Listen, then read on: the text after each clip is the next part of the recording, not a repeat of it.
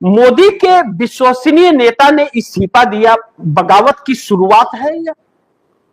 अन्ना मलाई ने इस्तीफा जो दिया तमिलनाडु से, क्या यह पार्टी में बगावत की शुरुआत है? अब हम लोग इन दोनों नेताओं पर चर्चा करें। एक तो नितिन गडकरी ने जो बयान दिया, अब दोनों के, नितिन गडकरी और अन्ना मलाई ने जो इस्तीफा दिया है, इन दोनों के बयानों को थोड़ा सा आप दर्शक गौर कीजिए। मैं फिर से एक बार इसे आप दर्शकों को सुना रहा हूं। पहले नितिन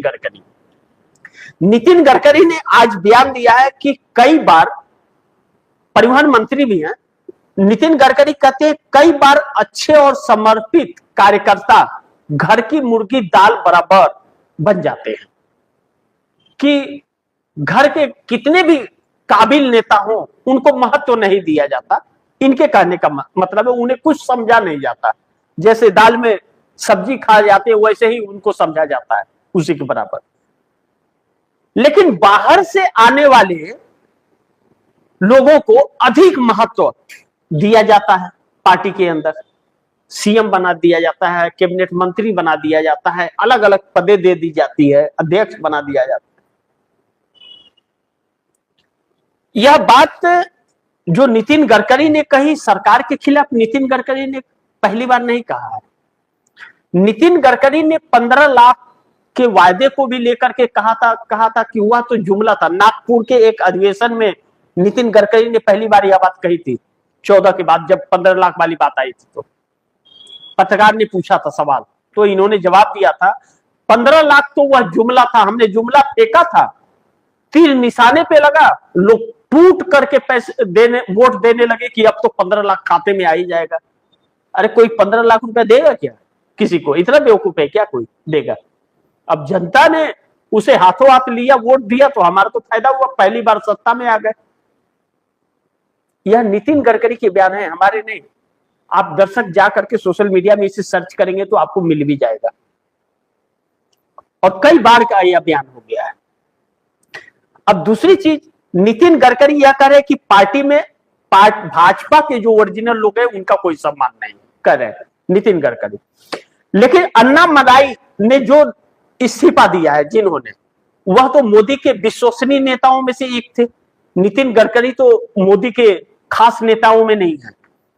मोदी को देख करके या हाथ भी नहीं जोड़ते हैं, उनका सम्मान भी नहीं करते, कुर्सी से भी नहीं उठते हैं नितिन गडकरी तो मोदी को कुछ समझते भी नहीं है, और मोदी की तरफ ताकते भी नहीं, वह हाथ जोड़ते निकल जाते हैं। तो भी वह तो मजबूरी है, आरएसएस की वजह से नितिन गडकरी को रखे हैं, नहीं तो नितिन गडकरी को हराने का 2024 में बहुत पैसे खर्च किए थे। यह नितिन गडकरी ने बयान दिया था कि हमें हराने के लिए पैसे खर्च किए गए थे।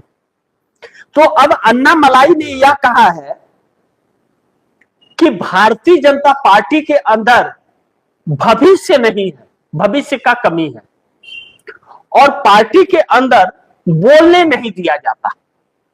उनका भी वीडियो वायरल हो रहा है, तमिल में बोल रहे हैं, उसको हिंदी में कन्वर्ट कर लो आप, तो आपको पता चलेगा, वॉइस को कन्वर्ट कर लो।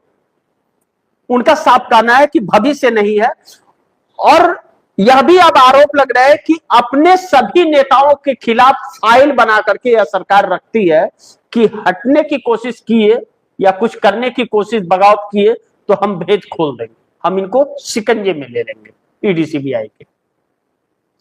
अभी तक वेदांता सही था, जब अडानी के खिलाफ वह सुप्रीम कोर्ट पहुंच गया तो उसके कंपनियों पर, दफ्तरों में, घरों पर छापा पड़ना शुरू हो गया ईडी का तुरंत। अब यह साबित हो रहा है कि अडानी नहीं, मोदी अडानी है।